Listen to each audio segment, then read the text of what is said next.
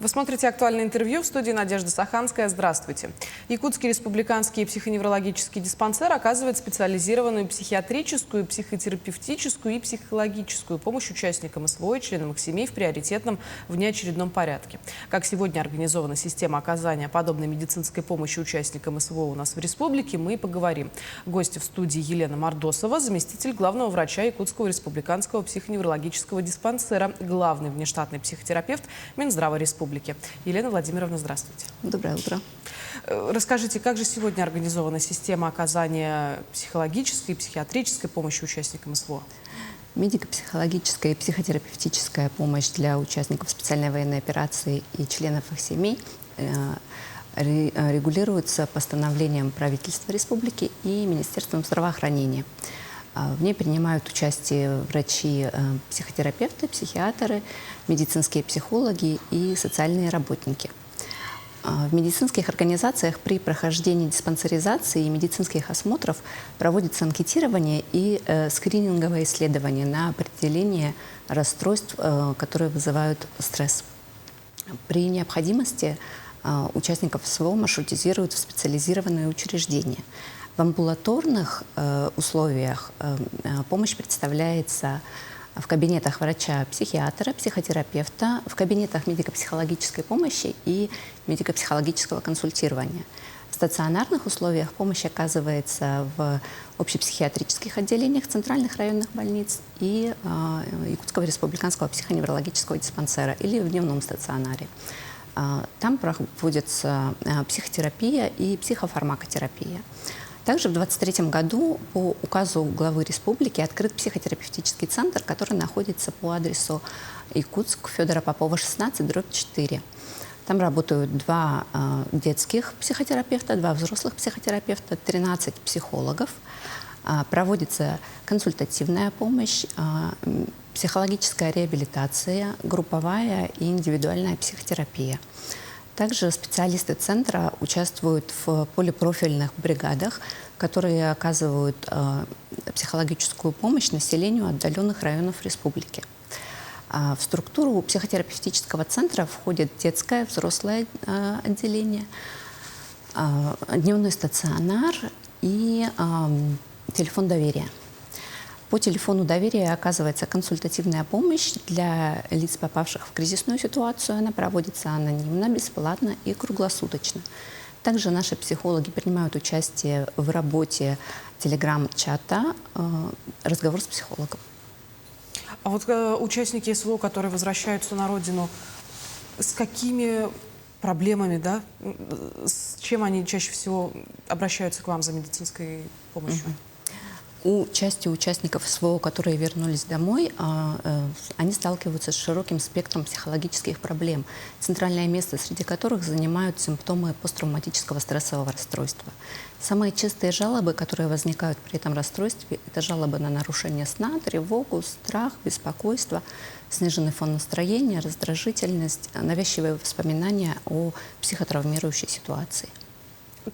На что тут следует обратить внимание родственникам, близким, чтобы понять, что есть ПТСР?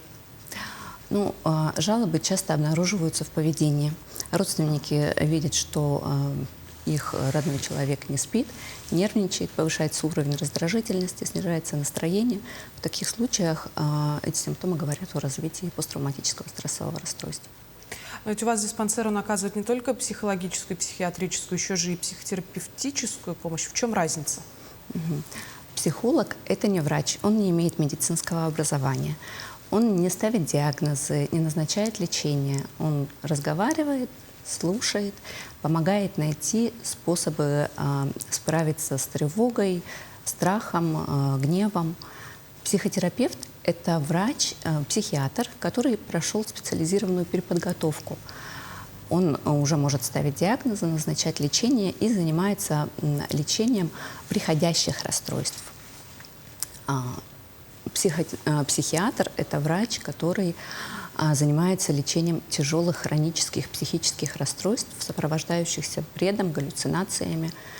Часто лечение происходит в стационарных условиях, и комиссия врачей-психиатров решает вопрос о взятии на диспансерное наблюдение.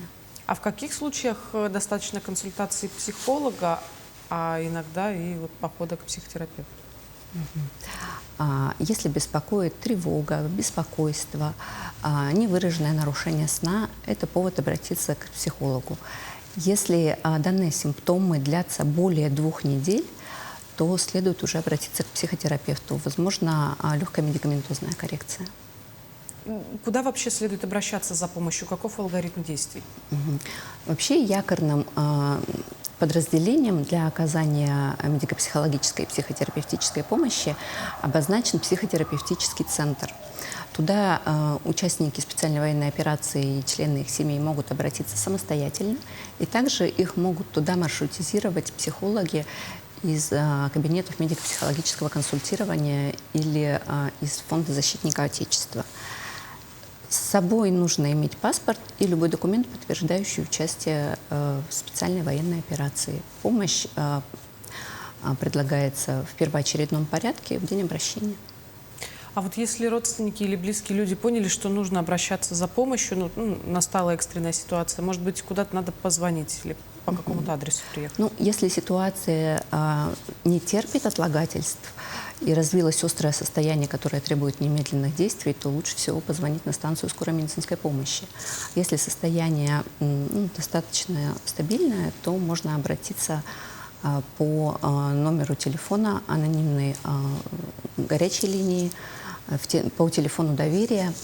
Телефон доверия в нашем отделении – это 8 41 12 507 967. И также телефон горячей линии ЕРПНД 8 924 560 29 68. Многие опасаются похода к психиатру из-за страха, из-за какой-то стигматизации. Насколько вообще эти опасения обоснованы? Отказ от помощи является очень большой проблемой, потому что сюда вплетены личные установки и культурные стереотипы. Наиболее частыми причинами отказа от помощи являются страх клейма, непонимание сути психологической помощи. Кажется, что если я обратился к психологу, я ненормальный. Но на самом деле ненормальная ситуация, в которой человек оказался. И самое здравое решение – это обратиться за квалифицированной помощью. Также одной из частых причин является гендерный стереотип, когда обращение за помощью считается проявлением слабости. Тогда уже в конфликт вступает мужской архетип добытчика и воина. Также частой причиной является недоверие гражданским специалистам. Военные не доверяют тем, кто не был в бою, не нюхал пороха. В этом случае очень непросто бывает психологам установить контакт. Тут уже включается принцип «равный равному». Часто причиной отказа является отрицание травмы. Психика таким образом защищается, отрицая травму. И тогда уже за помощью обращаются родственники участника СВО, а не он сам. Также достаточно серьезной причиной для отказа является чувство вины.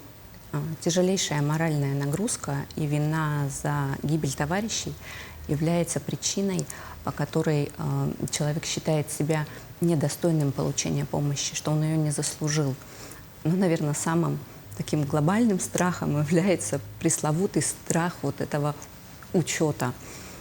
Если я обращусь, мне поставят диагноз, занесут в базу, всем станет все известно, отберут оружие, права на управление транспортным средством, лишат возможности работать с вредными и опасными условиями труда.